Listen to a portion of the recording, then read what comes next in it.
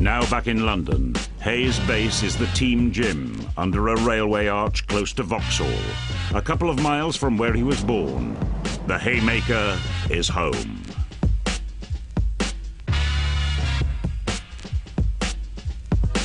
And when night falls, the city comes alive, and so does Haye. It's the fight I've been begging for years, literally, and it's around the corner. I can taste it, I can smell it. You know, training's gone great. I'm in good shape, and I'm ready to show the world what the Haymaker's all about.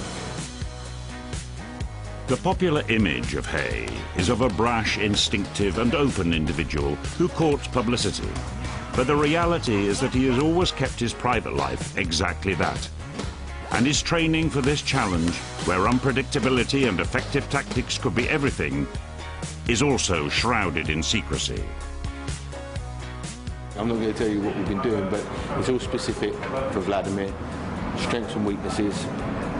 It worries me how confident I am, so I keep having to check myself, go back and put on the highlight reel of Vladimir just so I can see him at his best, and that brings me back down to earth. And when I look at him in real time throughout a fight, I just get more and more confident. Myself and Adam have had a plan for Vladimir for a long time now. You know, we've watched his fights, we've watched the way his opponents have gone after him and what they've done, and no one's ever tried to do what I'm going to do. So I think he's going to be in a bit of a shock. He's going to be in his uncomfort zone from very early on in the fight. And I believe, you know, once my trademark Haymaker starts connecting on that chin of his, you know, sooner or later he's going to be down for the count.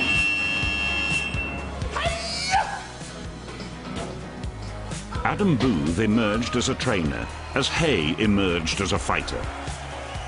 Since then, the coach has stuck firmly to his own beliefs and philosophies. And sting him, think first, sting him and be gone. Often defying established opinion, only for subsequent results to reveal a rare insight. How have the judges seen it? How have they read all of that? From London, England, and no! He did get it right. The judges did appreciate the tactics. Still, there is mistrust and doubt when Booth agrees to let his protege, George Groves, take on undefeated Olympic sensation James DeGale on a Frank Warren show. In a poll of Booth's contemporaries in Boxing Monthly, 29 of 31 picked DeGale to triumph. At the O2 Arena, the heavyweight star is on hand with a suitably strong supporting cast. Wait a minute, I gotta check. He's going to be the first guy that I think Klitschko's fought that can move and punch and is going to win. You know, I mean, he's got the mindset of a winner. I think he only wants to have one or two more fights, and he's going to go out winning. As Booth and Groves ready themselves for battle, they're not the only ones feeling a certain apprehension. I actually get more nervous for George's fights than my own. You know, when it's me, I'm in control of it, but you know, it's all down to George now. This is where myself and Adam and the world find out whether George is a big player in world boxing. It is left for Groves to answer all the questions. With right hand from Groves, raiding tactics, and then away again.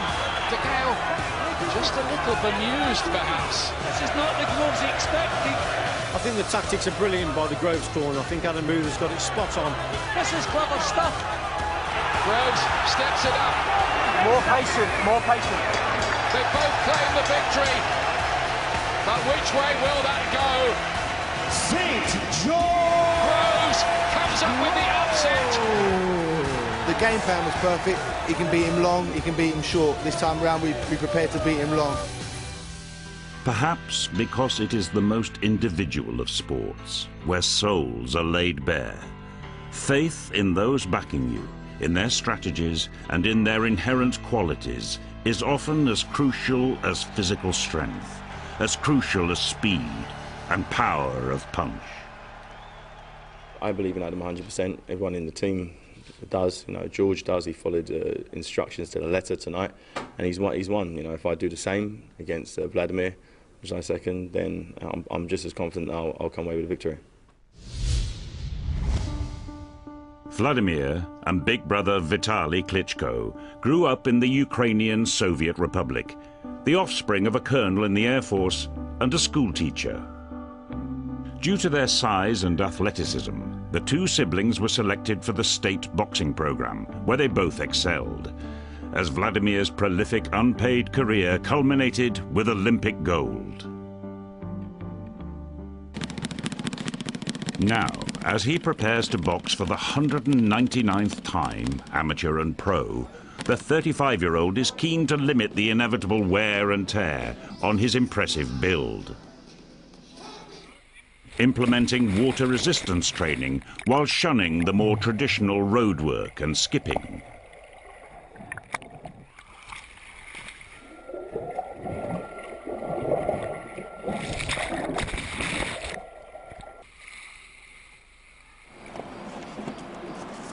In the morning, in the evening, every day.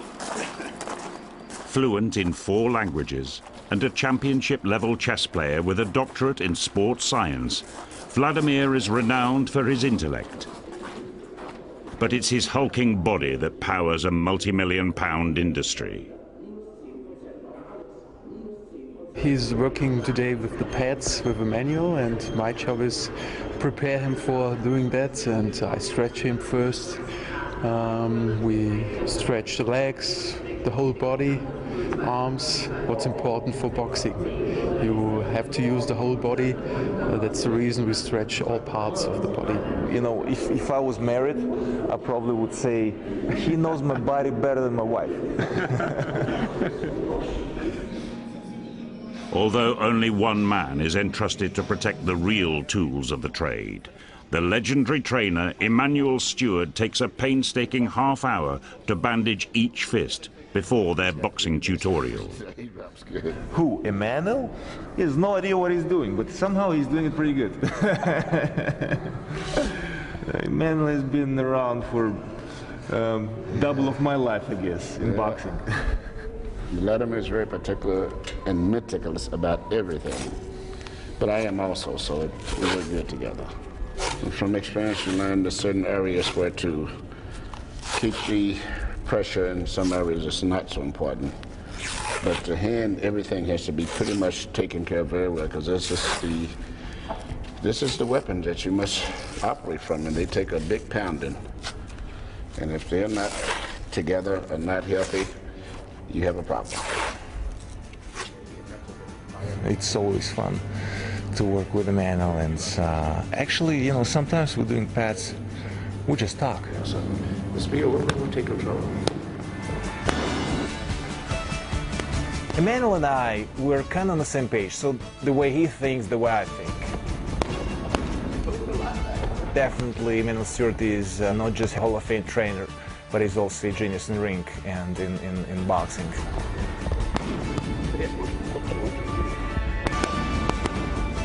The thing with Emmanuel, he's not changing you. He just lets you be yourself.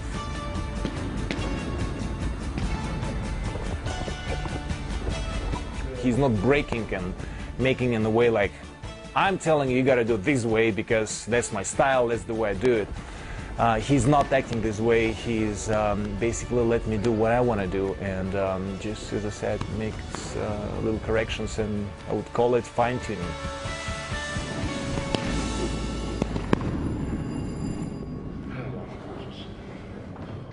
There is an irony that as Stewart plots the downfall of Haye, his mind often drifts back to another British heavyweight, one whose enormous potential he helped realize, Lennox Lewis.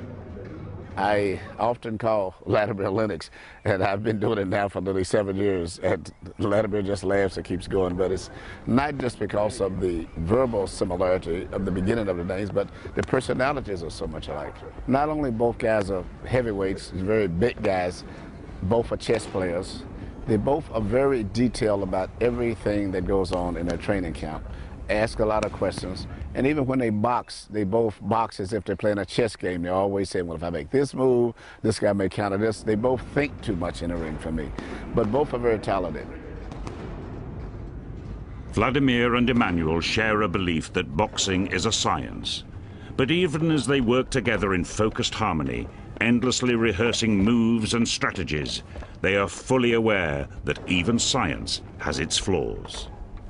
Because of the emotions that are coming into this fight with Vladimir and David Haye, I don't think that Vladimir is going to fight his normal 12-round, systematically punish a guy and dissect him type fight. I think he's going to be a little overly aggressive in this fight, and which means it could be early knockout both ways. But I think the fight's going to be explosive early. I don't think the fight's going to go past the 4th round. Glamour and fame and everything what you have been building up in the past years, you can lose it at 1 second.